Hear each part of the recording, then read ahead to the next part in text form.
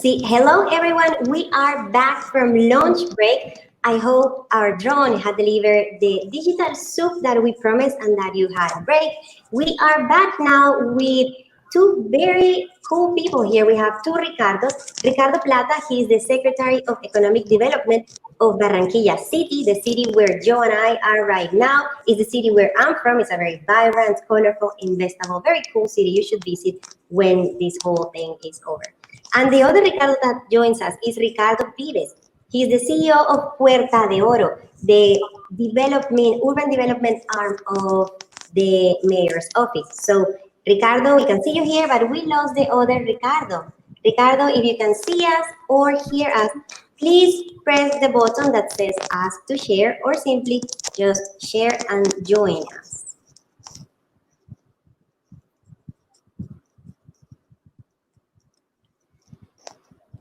He'll join us shortly. He was with us. We lost Ricardo. We lost you.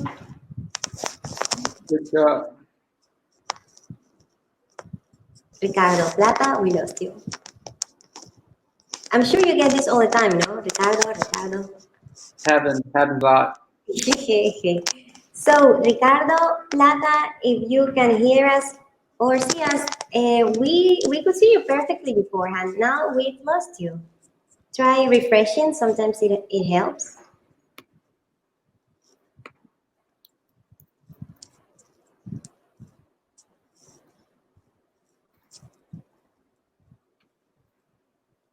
Okay, so Joe, while we wait for Ricardo, we were talking in the break about how this has been a very interesting event so far. We had the opportunity to have really great speakers like Balaji, like...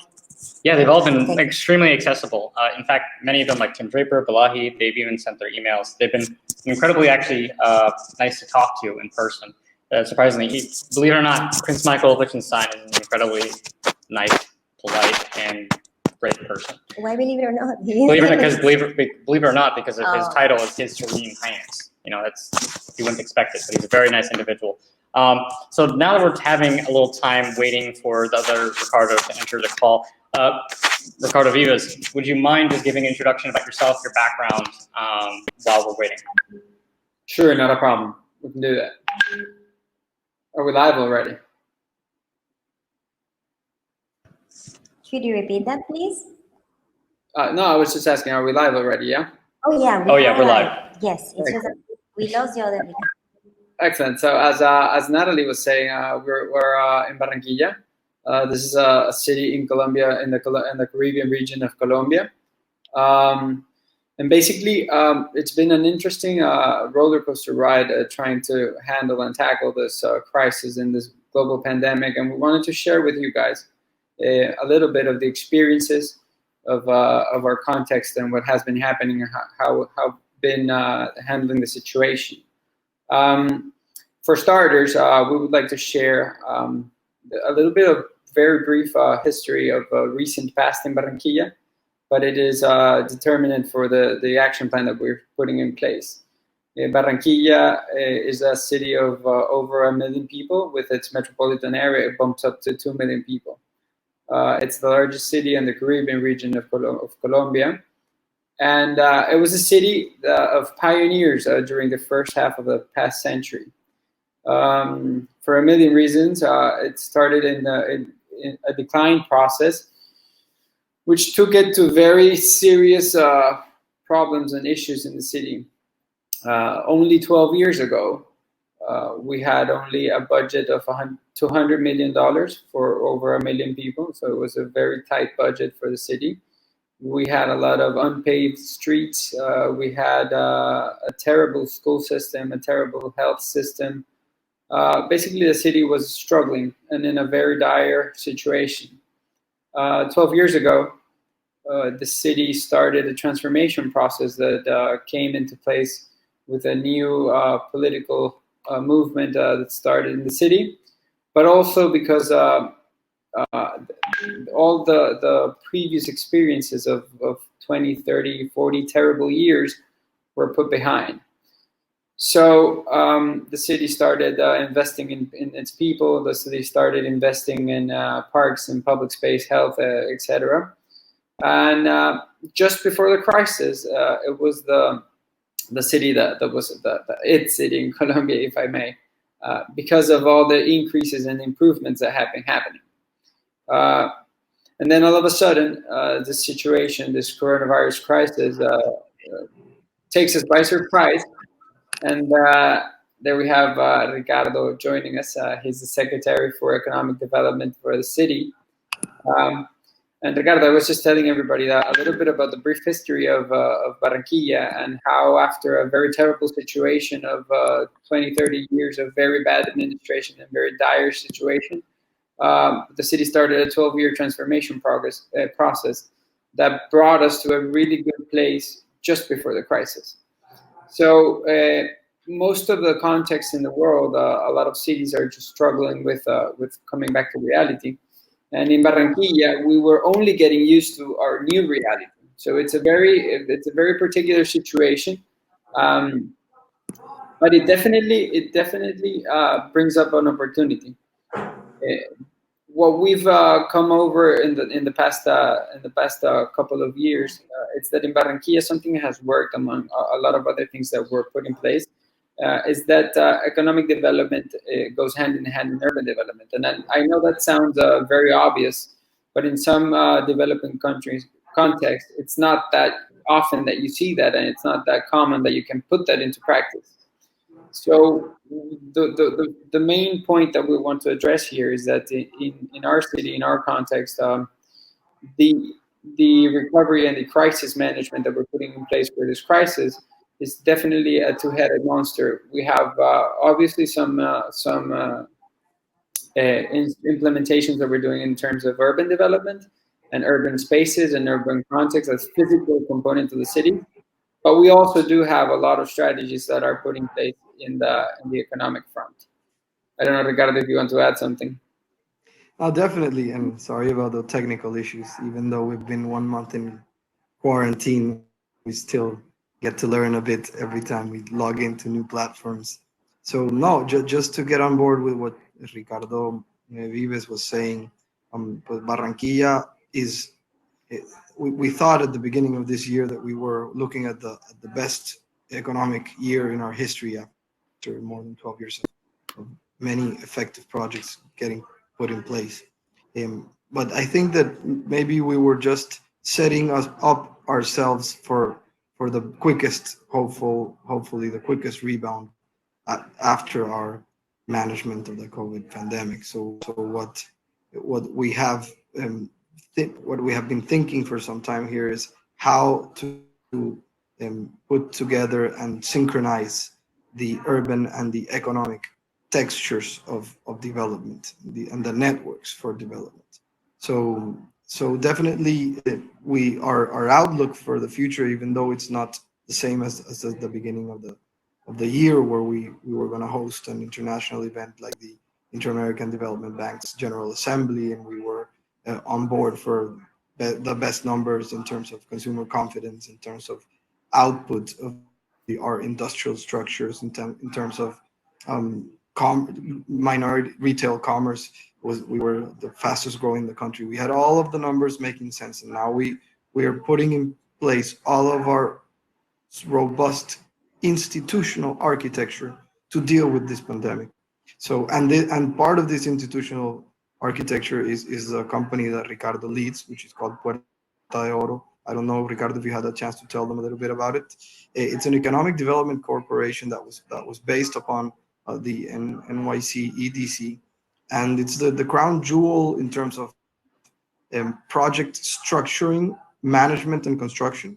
And now it's geared one more gear, which is focused on planning, and not just reaction, crisis management, and planning. It's been a key element in our sourcing of medical without ever having experience in medical sourcing. Has been a key actor in the medical sourcing of medical ventilators and PPE equipment, and it's been critical in the campaign hospital that of almost 600 beds that we put in place in a couple of weeks. But it also is looking towards the future, and here's where where the economic, let's say the Economic Development Corporation and the Economic Development Office inside the mayor's office, which I have the honor of leading, we are both very new at our jobs. We both started the 1st of January practically. So, but we've been working together for several years and from other positions. And here's where the truth or the reality of that synchronization that I was talking about becomes a central aspect of our capacity to react and then our capacity to plan in the midst of a much more turbulent and adverse environments in the short run. But we're pretty sure that as for the markets, these pandemics generate winners and losers. Not all of the cities will be able to react in the same ways. The same as Colombia is the best performer in economic terms in the whole continent, and I'm talking World Bank and International Monetary Fund projections. We had the best projections before the COVID crisis, and we have the less decrease in GDP projections for the 2020 to 2021. Barranquilla is an outlier inside of Colombia, which is the outlier for Latin America. So I'll leave it at that so that Ricardo can talk a little bit of how we can better take advantage of how not losing, how not letting a good crisis go to waste, and how to make the best of it, not only in spirit and conceptually, but in practice, which is what Toyota does so well. And in fact, I wanted to highlight that the catchphrase, "Don't let a good crisis go to waste." I know we've heard it a lot of times during this crisis, but in fact, what does it mean for us in our context, in what we have just briefly exposed? And I guess what we're trying to do in the city is just trying to find what opportunities we do have in this huge, gigantic reset button that the pandemic has been. I mean, this pandemic has definitely leveled the ground for everybody everywhere. And that definitely opens up a couple of opportunities just to tackle stubborn paradigms and just fixing long-standing problems that we had in the city. And this is where I'm going to focus on something that we have to explain in Barranquilla. There's a brief history that I want to cover with you guys. We have in the city about 12 years ago, this transformation process that started was only possible because of a series of instruments that have been put in place in the city for some time now. In 1958, Barranquilla had the first free trade zone in the city, in the country. Then in 1981, it was the first metropolitan area. Then in 1993, it was named the special district. So we were no longer a municipality, a regular city, but we became a special ports industrial district in the city. And then in 2014, we put in a Riverside Strategic Framework operation that is allowing us to do most of the transformation process. And then just recently in 2019, we opened up the first Orange Economy Special District for the city. And I covered this very briefly. I know it's a lot of information, but what I wanted to highlight is that through all of these special districts dating almost like 60, 70 years ago, the city has been able to maintain its ability and reactivity and flexibility in order to withstand several of the situations that we have faced. Learning from our past experiences, as I mentioned, we had 20 to 30 years of terrible situation. And if we wouldn't have become a special district, we wouldn't have been able to flip the situation and become this booming city that we were just before the pandemic. A lot of things that were allowed because of this special district capacity was, for example, being able to have our own cadaster, not the nationally implemented cadaster, but our own cadaster offices that we, through technology and a lot of implementations, we were able to bump up the tax recollection in the city. Just that is an example, and that strategy and that philosophy that Ricardo is going to explain a little bit in the special districts in the city. What we're trying to do now is try to approach a lot of new strategies that before the crisis we wouldn't have been able to consider just because of the stubborn paradigms that I was mentioning a bit before. So just as an example, a housing strategy in Barranquilla, being part of Colombia, the National Affordable Housing Program in Colombia is a very strict market-driven program that works quite successfully because of the number of houses that are put onto the market and bought every year. But because of the way it's considered, it has created a situation where the affordable housing market is only in the outskirts of the cities, where land is really cheap. I know this is a phenomenon that's all over the place. But what has happened during the pandemic and then during crisis is that we've detected through a new census that the problem with the city is not density, because basically density is a problem for the crisis stage of the situation, but not for the recovery stage. For the recovery, we're confident we do need a lot of density. So the problem with density, in this case, it's overcrowding of the housing units in the city. So through a new census, we've determined that we've targeted a lot of strategic areas in the city that need a new output of affordable housing, just so the units are not overcrowded. So we're working right now on a program that is designed to relocate people that are moving towards the outskirts of the city in the affordable housing programs into new units of affordable housing in strategic areas of the city within the city limits. Additionally, we're working with the private sector through Puerta de Oro, pooling a lot of private investors and working in alliance with the public sector, with the mayor's office, in trying to create a new market-driven strategy for affordable housing in these strategic locations that we detected. That includes a lot of brownfields, that includes regeneration of large portions of the city, but it all determines in trying to use this level ground of the post-pandemic to try to reorient and refocus the market, the affordable housing market. Another example, we're working in the public space, and as many cities are working, we are trying to, Barranquilla is a very hot city, a tropical climate, so there's this stubborn ideal that people are not willing to walk or bike to their locations, to their work, to their houses, etc., because of the heat. So overcrowding in the public transportation system, a lot of crowding in the streets from private cars. So what we're doing right now is closing a lot of streets. We're putting in place a lot of bicycle only streets, which under other circumstances we wouldn't have been able to do so. And what we're trying to do is test the city during this new reality, providing for new means of transportation and just trying to get people to get encouraged into cycling and bicycling, so we can then put in place new projects of public space renewal. Additionally, we're also working on renewable energy strategies. We're working on digital infrastructure, and just trying to wrap everything around into this new opportunity, and not just the crisis management, but the recovery planning. And in that sense, we've been working on something that we've been asked the question, but we firmly believe that it's the best timing for it. And we're drafting an 80-year development program and plan for the city. So we're planning the Barranquilla 2100, which is basically reimagining the future of the city, not because of the pandemic, but because of all of the things before and the pandemic. So we're trying to imagine what the next 80 years of the city will be.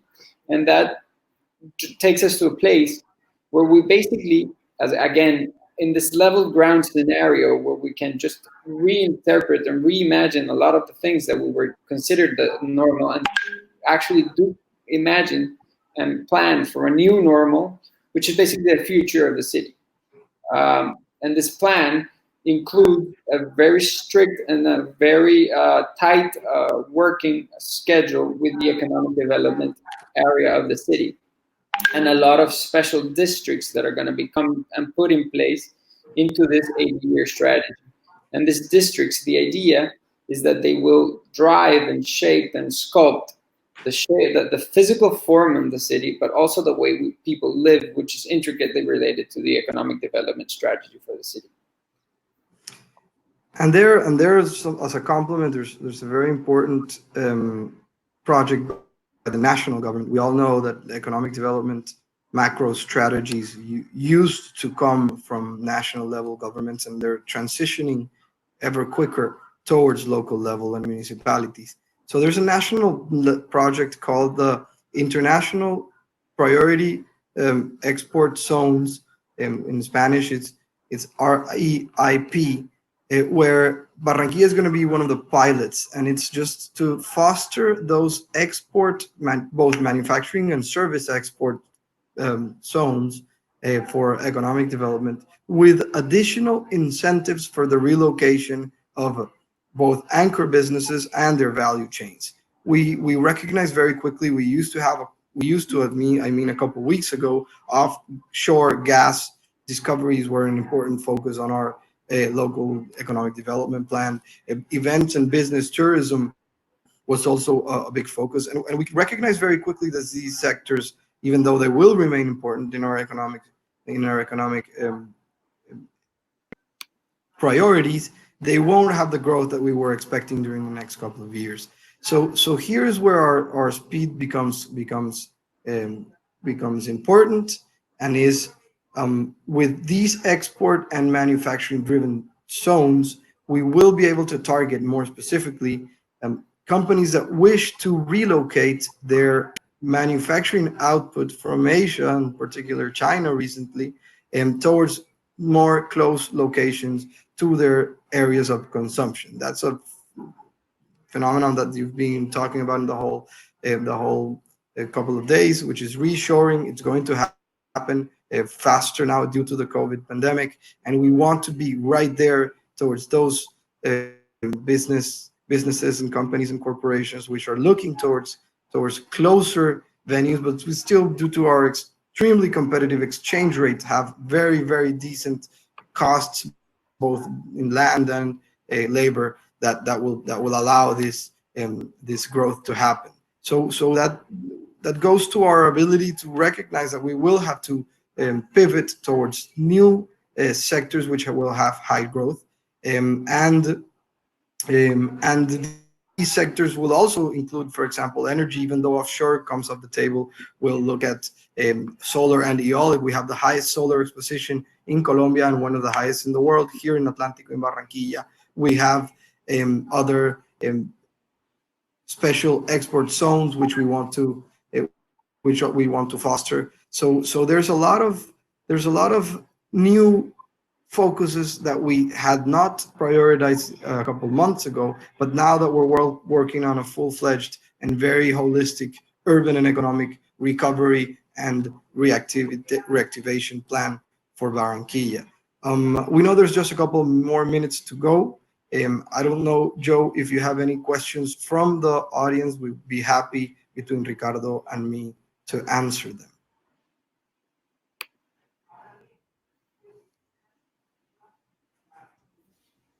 Yes, so someone is asking if it's En plena conferencia. lanes. I'm sorry, Natalie, we couldn't get you. Yes, so we have here someone from the audience who is asking if it's too hot to buy the bicycle lanes. That's an excellent question. It's never too hot to bike. It's just a paradigm that people have. So I think that when people reevaluate their priorities, and the comfort of being in an air-conditioned bus is no longer a priority, but rather being safe and being in a hygienic and open-air transportation method, and you reshuffle the priorities, then it's no longer too hot to cycle. So what we're trying to do is tackle this stubborn paradigms that grow onto people, and that people just get, it's a normal behavior. People get used to the reality. So if you have the possibility of an air-conditioned bus, then maybe it's too hot to cycle. But it really isn't. So you reshuffle the paradigm, and then we'll see how it goes. We believe that when we put into consideration newer concerns and new priorities, people will no longer think it's too hot to cycle. And again, after, if we can promote the cycling, we'll definitely it will come in hand with the strategy of a lot more trees, better cycle lanes, and everything. Excellent question. Just a compliment. The business people are telling us from the public sector, help us out, and we'll use transport subsidies in the forms of bike, so that our own employees can come safer and quicker and in a better way. I guess that ties in very well with the next question, which is how did you get community slash popular buy-in for the reforms? I'll start, Rick, and you'll finish up. We have just, I think, 1 minute remaining. Trust. That's the short one-word answer. And how to build trust in a political project, which becomes really a technical project structuring effort. And so here with Barranquilla has done an amazing job. People trust its government. They're very proud to live here, and it's because they can see that their taxes are well spent and well executed. I don't know, Rick. I think we have 30 seconds left. I'll just add that the major component in getting the trust of the people is just if you get things done. And I know it sounds very basic and very elemental, but in developing countries, there's a lot of political movements and a lot of saying and a lot of promising, and sometimes there's very little being done. So after this 12-year transformation process, the buy-in from people was fairly easy in the terms of just how many things were able to be done. During the crisis, this has been elemental and fundamental in trying to get people to comply with the regulations that have been put in place. But it's definitely going to be a key component in getting the buy-in for this future and this new reality that we're trying to get put in place.